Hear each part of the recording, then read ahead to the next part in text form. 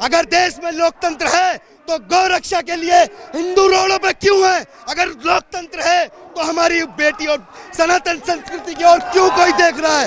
भारत लोकतंत्र से चलेगा, लेकिन किसी की मजहबी किताब से भी नहीं चलेगा। याद रखें, अगर मजहबी किताब की बात करोगे तो याद रखना, गीता और महाभारत में कुरुक्षेत्र के अंदर हमने अंजाम करके दिखाया है। और अगर हमने अपने धर्म ग्रंथों का अनुसरण करके एक एक हिंदू को शस्त्र हाथ में दे दिया ना, और एक हाथ में गीता दे दी, भागते फिरोगे पाकिस्तान से, पहले रुकोगे नहीं। याद रखना। आपको लग रहा है कि कहीं ना कहीं मोनू मानेसर गौरक्षक है, इसलिए उनको टारगेट किया जा रहा है? बिल्कुल किया जा रहा है। यही दुर्भाग्य है देश का कि जब एक बेटा अपनी माँ की रक्षा के लिए संकल्प लेकर और भरी गोलियों की बौछारों में अपनी माँ का संकल्प लेता है कि मैं उसको बचाऊंगा, तब ये पुलिस कहाँ जाती है? क्यों गौरक्षकों को गौरक्षा के लिए मैदान में उतरना पड़ रहा है? अगर पुलिस अपना सही से काम करती तो गौरक्षकों को सड़कों पर रातों को पहरे नहीं देने पड़ते। अगर गौरक्षा पुलिस के बस की नहीं है तो हम लोगों का संकल्प है हमारी माँ के प्रति, और इसके बीच में अगर झूठे एलिगेशन लगाकर आप लोग इस मुहिम को रोकने का प्रयास करोगे तो अंजाम पूरा राजस्थान देखेगा। पूरे राजस्थान के बॉर्डर तक को सील करने की क्षमता रखते हैं। हम गौरक्षक थे, गौरक्षक हैं। और जो लोग कह रहे हैं ना कि ये गुंडे हैं, ये आतंकी हैं, ये कहाँ चले जाते हैं उस दिन जब कन्हैया लाल की गर्दन पे चाकू चलता है? ये कहाँ जाते हैं जब श्रद्धा बेटी के 35 टुकड़े किए जाते हैं? ये कहाँ जाते हैं आतंकवाद और गुंडों का टैग लगाने वाले? इस देश का हिंदू इतना सहिष्णु हो चुका है कि जब एक फिल्म आती है माँ पद्मावत और उसका विरोध करने के लिए लोग सड़कों पर उतरते हैं, तो यही लोग एक प्रोपेगेंडा चलाते हैं कि गुंडे सड़कों पर उतर गए। अगर हिंदू अपनी बहन बेटी और अपनी गौ माता की रक्षा के लिए प्रशासन के सामने उम्मीद लेके अगर बैठता है तो हमारी बेटियों की हत्या होती है, हमारी गौ माताओं की हत्या होती है। तो ये प्रशासन किस काम का है? अगर कानून व्यवस्था केवल एक हिंदू ही मानेगा तो बाकी के ये कि अपनी ऐसी तैसी कराएंगे। अगर हमारी माँ की तरफ देखोगे, घर में घुस के मारेंगे। इन लोगों के नारे सुने हैं, हर घर से अब जल निकलेगा, घर में घुस के मारेंगे। जिस घर से गौ माता का हत्यारा निकलेगा, जिस घर से निकलेगा, ये याद रखें, भारत के पुत्र हैं, गौ हमारी माता है, 33 कोटि देवी देवताओं का वास है। और जो अगर हमारी माताओं से दूरी ना बनाई तो याद रखो, ये अंगड़ाई भारत ने हिंदू राष्ट्र के लिए संकल्प सनातन रक्षा का है, संकल्प हमें हमारी विरासत का है, और विरासत में गौ रक्षा और हिंदू राष्ट्र दे के जाएंगे। और याद रखो, अगर मोनू मानेसर की तरफ आंख भी उठाया तो याद रखना, पूरे देश का गौ रक्षक नहीं, पूरा देश का हिंदू समाज उतरेगा। और याद रखना, हाथों में चूड़ियां पहन के नहीं, लठ लेके उतरेगा। याद रखना, सरकारों को हिलाने का जोर रखते हैं, सरकारों को हिला के दिखाएंगे।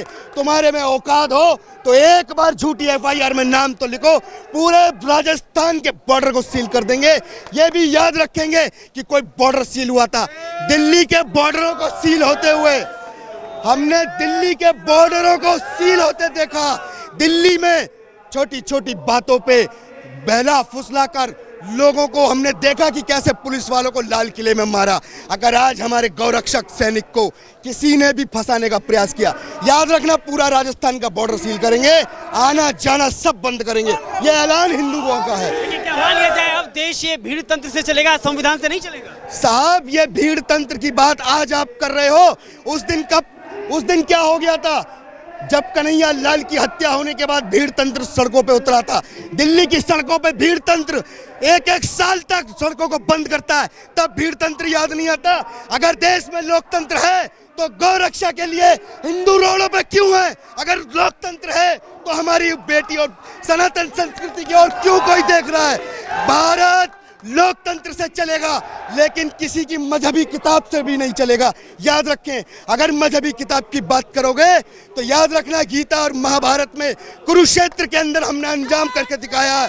और अगर हमने अपने धर्म ग्रंथों का अनुसरण करके एक एक हिंदू को शस्त्र हाथ में दे दिया ना, और एक हाथ में गीता दे दी, तो भागते फिरोगे पाकिस्तान से, पहले रुकोगे नहीं। याद रखना। मान लिया जाएगा राजस्थान पुलिस अपनी कार्रवाई करेगी तो जिस पैर से आएगी उस पैर से वापस नहीं जाएगी। राजस्थान पुलिस भूल के भी गलती ना करे, बिल्कुल भी, क्योंकि हमारा भाई गौरक्षक है, गौरक्षक था। जिसको लगता है कि गुंडा है तो पहले आके ये मिलो आके और यहाँ एक बार बोल के देखो गुंडा। ना तुम्हें नीचे से ऊपर तक गुंडे का तबका पूरा बताए कि क्या होता है गुंडा। तुमने आज हमारी भावनाओं को ठेस करने वाले सारे प्रोपेगेंडे राजस्थान की सरकार ने चलाए हैं। जब जब हमारे हिंदू रीति और संस्कृति पर कुठाराघात होता है, इन लोगों ने छुपाने का प्रयास किया। आज देश के अंदर कांग्रेस अपने अस्तित्व को खो चुकी है और अस्तित्व को दोबारा पुनः पाने के लिए ये हिंदू रक्षा और हिंदू दृढ़ संकल्प की ओर जो हिंदू बढ़ रहा है उसको तोड़ने की साजिश कर रहे हैं। याद रखना, हिंदू अब टूटने वाला नहीं और ना जातियों में बंटने वाला। तुम्हारी जातियों की वोट बैंक की राजनीति बंद होगी और भारत संकल्पित हिंदू राष्ट्र के साथ एकता के साथ आगे बढ़ेगा। असदुद्दीन ओवैसी ने कह दिया ये लिंचिंग थी, लिंचिंग की गई है जुनैद नासिर की। साहब किसकी बात कर रहे हो? असदुद्दीन ओवैसी की, जिसे ना बैरिस्टर का मतलब पता ना सांसद की मर्यादा पता। वो व्यक्ति हमें लिंचिंग बताएगा। भारत के अंदर कितनी लिंचिंग हुई है। श्रद्धा बेटी को क्या कहोगे? क्या कहोगे उसे?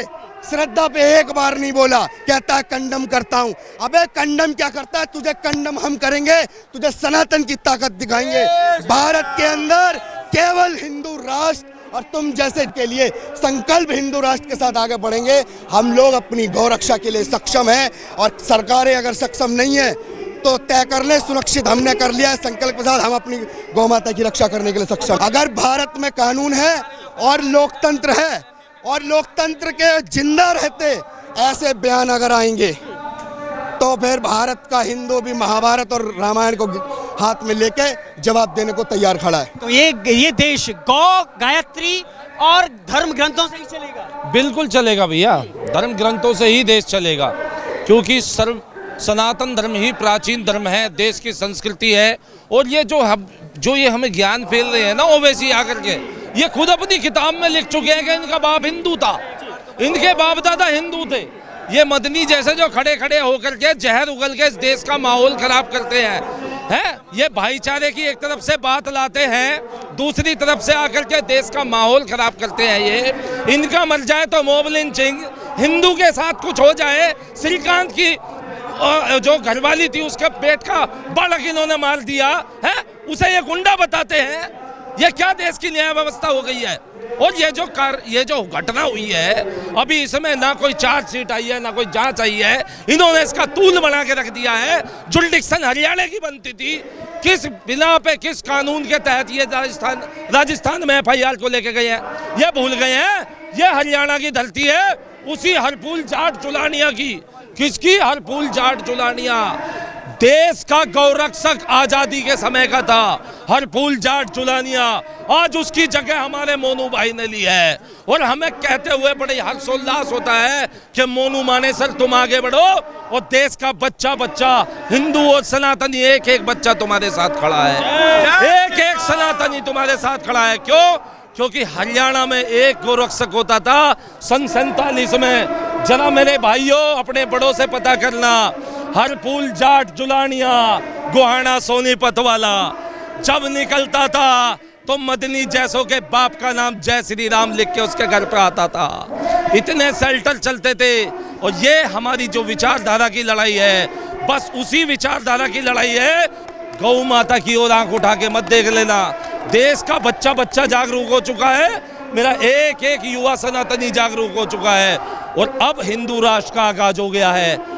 जितना तुमने करना था कर लिया। मैं कह रहा हूं अब भी घर वापसी का तुम्हारा समय है। मान जाओ, सुधर जाओ। देख लो आज जो कांग्रेस के समय में जो खलीफा बनते थे पाकिस्तान के लोग, आज वो आटे के लिए तरस रहे हैं। राहुल गांधी ने आटा किलो से लीटर में भी नाप दिया, लेकिन पाकिस्तान को आटा नहीं मिल रहा, ना किलो में मिल रहा ना लीटर में मिल रहा। आज पाकिस्तान आटे के लिए तरस रहा है, जो पहले कश्मीर मांगता था। आज वहां की जनता कहती है कि हमें 8 साल के लिए मोदी दे दो।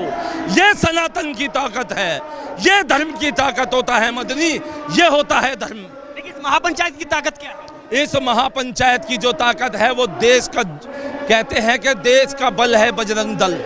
ठीक है, बजरंग दल इस देश का बल है, बच्चा बच्चा उसके साथ जुड़ा है, उसकी विचारधारा है, भले ही वो उसमें एक्टिव कार्यकर्ता नहीं है, लेकिन जब घर में एक किसी भी फंक्शन में या किसी भी देवी देवताओं के अनुष्ठान में एक भजन चलता है कि जय जय श्री राम, तो उस समय भी लोगों को बजरंग दल की ही याद आती है, क्योंकि उनका ही नाम एक ऐसा, ये जो देश का सन 47 का बंटवारा हुआ था, ये उस गांधी ने इस बंटवारे को पूर्ण रूप से धार्मिक आधार पे नहीं होने दिया था। जब भी हमारे गोडसे ने, नाथूराम गोडसे ने उसका सही इलाज बांधा था, लेकिन ये आज उसे गुंडा बता देते हैं। गुंडा नहीं है, हीरो है हमारा गोडसे, क्योंकि जो सनातन की बात करेगा, जो धर्म की बात करेगा, वो हमारा सर्वोपरि हो। सुनिए, ये वही मेवात की तरह है जब 47 के बंटवारे में गांधी के पास यहाँ के ये जिहादी पहुंचे थे कि हमें बचा लो, हमें बचा लो, तब देश में इसी मेवात की तरह पे वो अगर वो गांधी आके अपना वो अभी भाषण नहीं देता तो आज हिंदू राष्ट्र सन 47 में ही बन चुका होता। लेकिन ये मेवात का इतिहास है कि इसमें गांधी का दाग है और उस गांधी के दाग को हटा देंगे। इन जिहादियों को अगर तारों के बाहर खदेड़ना पड़ा तो खदेड़ के बाहर निकाल देंगे। हिंदू राष्ट्र का आगाज हो गया है और हिंदू राष्ट्र बना के छोड़ेंगे।